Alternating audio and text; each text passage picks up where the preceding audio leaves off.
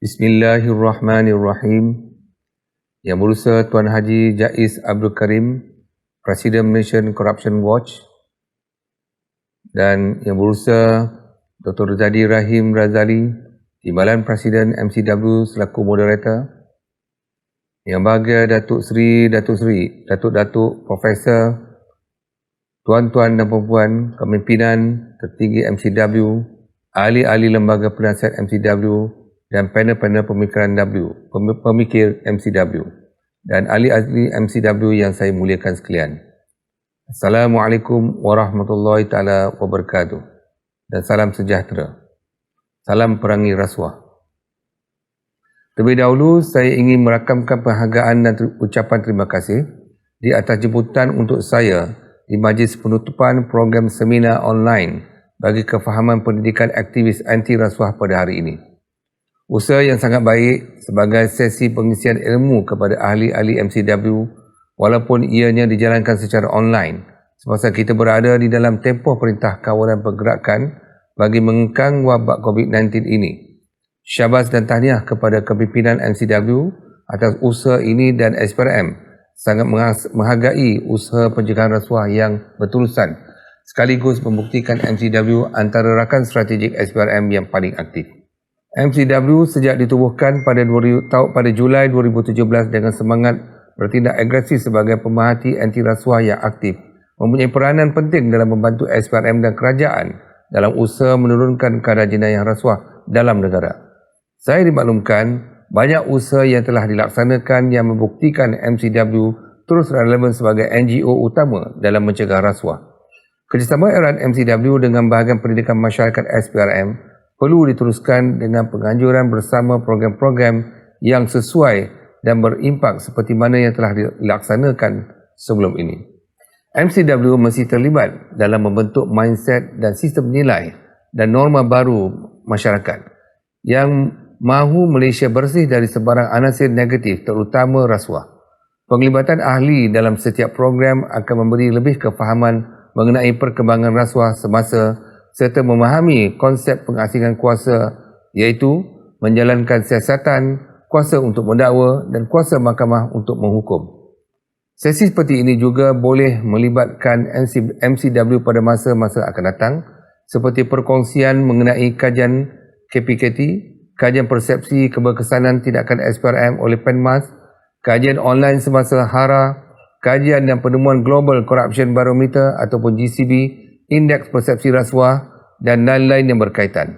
Selain ahli MCW dapat memberi input nilai tambah kepada penemuan, juga supaya info yang jelas dapat dikongsikan di mana ahli-ahli MCW yang terdiri dari pelbagai latar belakang ini menjadi perantara dalam menyampaikannya. Siasatan rasuah kini sangat cepat menjadi perhatian umum.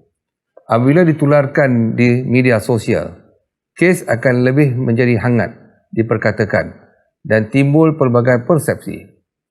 Lebih dahsyat apabila ada pihak yang terus menuding jari kepada pihak tertentu tanpa usul periksa mengenai latar belakang kes dan pemahaman dalam undang-undang. Ini juga merupakan norma biasa bagi SPRM untuk kami hadapi. Namun demikian, pendirian kami sangat jelas. SPRM bertindak berdasarkan maklumat dan aduan. Kemudian menjalankan siasatan hingga lengkap dengan cadangan tertentu dan tidak akan sekali-kali berkompromi dengan mana-mana pihak atas kes genuine yang dilaporkan. Sebagai contoh, kes yang sangat diperkatakan di media sosial sekarang ini berhubung isu kes Riza Aziz. Kes mengenai perlucutan hak aset bernilai 465.3 juta ringgit. Ini adalah keputusan pendakwa raya yang mana masyarakat kena yakin dengan keputusan yang dibuat adalah terbaik untuk masyarakat. Penyelesaian bagi isu ini adalah penyelesaian bersyarat dan bukannya perkara baru dalam proses mendapat semula aset-aset kerajaan ataupun aset recovery. Peruntukan untuk aset recovery ini telah sedia ada sejak tahun 2001 lagi. Malaysia sebagai sebuah negara penandatangan UNCAC, United Nations Convention Against Corruption, merujuk kepada artikel 53 membolehkan mana-mana negara anggota di bawah UNCAC dikehendaki mengambil langkah-langkah yang diperlukan bagi membolehkan negara-negara anggota untuk memulakan tindakan sivil di negara-negara berkenaan dalam proses penyitaan harta bagi tujuan menetapkan hak milik negara-negara berkenaan ekoran berlakunya perlakuan rasuah. Setiap negara anggota perlu mempunyai elemen-elemen pemilikan aset bagi membolehkan harta-harta berkaitan dipulangkan kepada rightful owners. Banyak negara maju di dunia seperti United States, UK dan sebagainya turut sama telah menggunakan proses asset recovery ini. Sehubungan dengan itu, SPRM mengharapkan sokongan pihak-pihak luar seperti ahli-ahli daripada MCW untuk membantu menetralkan keadaan dan memahami situasi di dalam proses menegakkan undang-undang agar kepentingan negara terjaga dan dilindungi. Saya baru menjalankan tugas sebagai Ketua Pusuruhjaya pada 9 Mac 2020. Banyak yang sebenarnya yang sudah saya rancangkan bersama dengan timbalan-timbalan saya. Namun demikian, akibat PKP ini, rentak perancangan menjadi sedikit perlahan. Namun demikian, kami masih lagi fokus. Tumpuan SPRM masih lagi dalam sektor perolehan, penguatkuasaan dan juga grand corruption. Antara beberapa perkara tambahan yang turut menjadi tumpuan kami adalah berkaitan dengan law reform, iaitu berkaitan dengan undang-undang yang perlu diperbetulkan. Antaranya ialah misconduct in public office, corporate liability dan juga undang-undang baru yang akan berkuat kuasa pada masa akan datang, Section 17A corporate liability. Pelaksanaan peruntukan corporate liability ini dijangka akan dimulakan pada 1 Jun 2020. Isu berkaitan dengan ekonomi menjadi juga fokus pada kami. Sebab itu, satu daripada rang undang-undang yang telah dipersetujui oleh Jawatankuasa Mencegah Rasuah Kabinet atau JKMR ialah isu berkaitan dengan economic sabotage, yang mana kami melihat isu monopoli kontrak dan juga isu mengalibabakan kontrak akan dijadikan satu undang-undang jenayah. Ini adalah bagi menggerakkan ketirisan dan juga kronisme. SPRM sedar bahawa kami tidak boleh menyelesaikan isu rasuah ini bersorangan. Kami memerlukan sokongan pelbagai pihak seperti MCW. Keterbukaan dan sifat tanggungjawab bersama ini boleh dibuktikan dengan usaha mementeras rasuah secara bersama, yang membawa maksud bukanlah tanggungjawab SPRM secara eksklusif semata-mata. Sebaiknya semua pihak, terutamanya penglibatan NGO, perlu digembelingkan bagi memastikan jenayah rasuah dan salah guna kuasa ini dapat dibendung hingga ke peringkat akar umbi. Tuan-puan adalah sebagai mata dan telinga anggota tambahan kepada SPRM untuk menyebar luas mesej anti rasuah, menjauhi dan tidak berkompromi dengan tindakan khususnya dalam melaporkan kes-kes rasuah. Amalan rasuah, budaya rasuah dan salah guna kuasa perlu dibenci, ditolak dan diperangi habis-habisan agar ianya tidak diberi ruang sama sekali untuk menjalari dan meracuni semua pihak secara menyeluruh. Banyak kesannya kepada pihak ketiga yang tidak bersalah.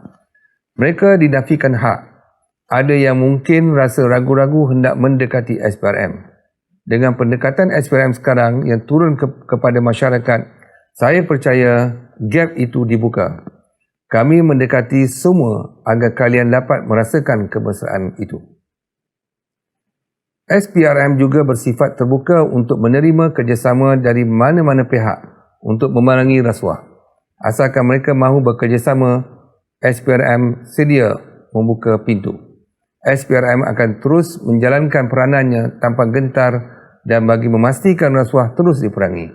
Perjuangan memerangi rasuah memerlukan kerjasama semua pihak dan SPRM tidak boleh bergerak sendirian.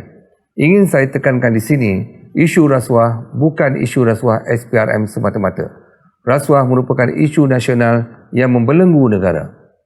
Sebelum mengakhiri ucapan saya ini, saya ingin mengucapkan ribuan terima kasih sekali lagi kepada kepimpinan serta ahli-ahli NGO yang hadir pada sesi online kali ini. Dengan lafaz Bismillahirrahmanirrahim, saya merasmikan penutupan seminar online kefahaman pendidikan aktivis anti rasuah musim COVID-19. Saya juga ingin mengucapkan selamat berpuasa dan juga selamat menyambut Hari Raya Aidilfitri. Maaf zahir dan batin bagi pihak diri saya dan juga warga SPRM seluruhnya. Sekian, wabillahi taufiq wa hidayah. Assalamualaikum warahmatullahi taala wabarakatuh.